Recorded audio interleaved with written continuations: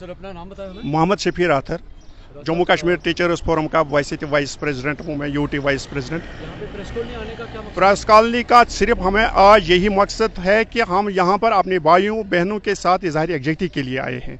जो भी लोग, जो भी रहबरी ज़राअत है, रहबरी खेल है, रहबरी जंगलात है या एनवाईसीज है, उनके साथ हम इजहार यकजहती करने के लिए इधर आए हैं। क्योंकि 5 साल पहले एक पॉलिसी बनी है उनकी रिक्रूटमेंट के लिए, जब गवर्नमेंट को लगा कि 5 साल मुकम्मल हुए हैं, अब इनको रेगुलराइज करना है, 3000 रुपये पर इन्होंने काम किया है। आज कहते हैं 5 साल मुकम्मल होने के बाद अगस्त में रहबरी ज़राअत और रहबरी खेल को 5 साल मुकम्मल होने वाले हैं।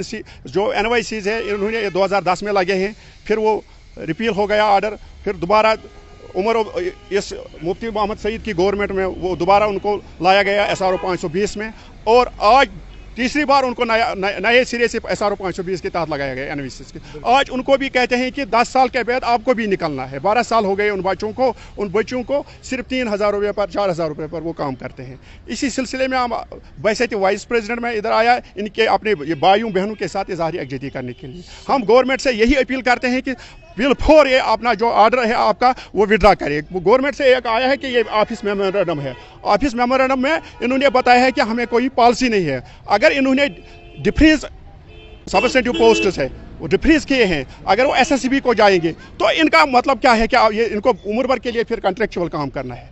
एक परमानेंट ऑर्डर आना चाहिए जिसमें कम से कम लोगों को पता चलेगा कि हमें 5 साल अगस्त में हो जाएंगे, हमारी फाइलें आ जाएंगी, हम परमानेंट हो। उनके साथ जो है एक कमिटमेंट की गई थी, एक एश्योर्ड एक वादा किया गया था, ये टेन्योर है, ये कंप्लीट करने के बाद आपको जो है कि रेगुलर लेवल पे लिया जाएगा। बिल्कुल। आपको कैसे ये उम्मीद है? नहीं, हमें जब कल गवर्नमेंट ने बयान दिया है, LG ऑफिस से बयान आया है, चीफ सेक्रेटरी ऑफिस से बयान आया है कि हमें कोई इरादा नहीं है इनको निकालने के लिए। हम उसी उनकी बात को मद्देनजर रखकर हम कहते हैं कि एक परमानेंट सोल्यूशन आना चाहिए। अगर आपने कहा कि हमने डिफ्रीज किया, हम SSRB को ये पोस्ट रेफर करेंगे, तो उस बेचारे को, उस एनवाईसी जिसने 12 साल दिए हैं, रहबर खेल ने एक पोस्ट ग्रेजुएट है उसने 5 साल दिए हैं, रहबर जंगलात जो BSc एग्रीकल्चर या BSc हॉर्टिकल्चर या BSc फॉरेस्ट्री करके आया है, रहबर ज़राअत वाला, उसको क्या कहेंगे? अगर उसकी पॉलिसी को हम कहेंगे कि ये पोस्ट हम रेफर करेंगे SSRB को, 10 साल में इन लोगों ने आगे भी तालीम हासिल की होगी। जो ग्रेजुएट लगा है, जो पोस्ट ग्रेजुएट लगा है, हो सकता है वो दूसरे डिपार्टमेंट भी अप्लाई करता होता है। अब इस वक्त वो ओवर एज है, इस वक्त आज के ग्रेजुएट, आज के पोस्ट ग्रेजुएट लड़के या लड़की के साथ वो कम्पीट नहीं कर सकता। अगर 10 साल पहले मेरे किसी भाई ने KS एग्जाम क्वालिफाई किया है, IAS एग्जाम, अगर आज उसको बोलेंगे कि आज आप दोबारा बैठो एग्जाम में, it is impossible for him or for her that he can pass the examination at this juncture। 10-12 हज़ार लोग नहीं है, ये 12,000 फैमिलीज है, ये बच्चों वाले हैं। अब इनकी शादी हुई है, जो शादी इनको हुई है तो उसी नौकरी पर मिल गई है। जो हमारी बेटी है उसकी शादी हुई तो उसी नौकरी पर, चाहे वो रहबर ज़राअत है, रहबर खेल है, NYC है, और इनकी फैमिली जो है आज इनके दो बच्चे 3 बच्चे हैं, किसी को कम अज़ कम, अगर ये 12,000 लोग हैं, ये 60,000 1 लाख कम अज़ कम नफूस पर मबनी ये लोग हैं जो बेसहारा इन्होंने छोड़ दिए। जो एजुकेशन सेक्टर है हमारे इस रीजन का, तो कैसे आप इसको देखते हैं? देखिए, जिस हवाले से अभी हम बात कर रहे हैं, रहबर खेल की हम बात करेंगे, रहबर जंगलात, रहबर ज़राअत और NYC, जिस तरह हमारे प्रेसिडेंट साहब ने अभी डिटेल में आपसे बात की, तो एजुकेशन सेक्टर के हवाले से हम करेंगे, तनदेही से टीचर्स काम कर रहे हैं, ऐसा नहीं है।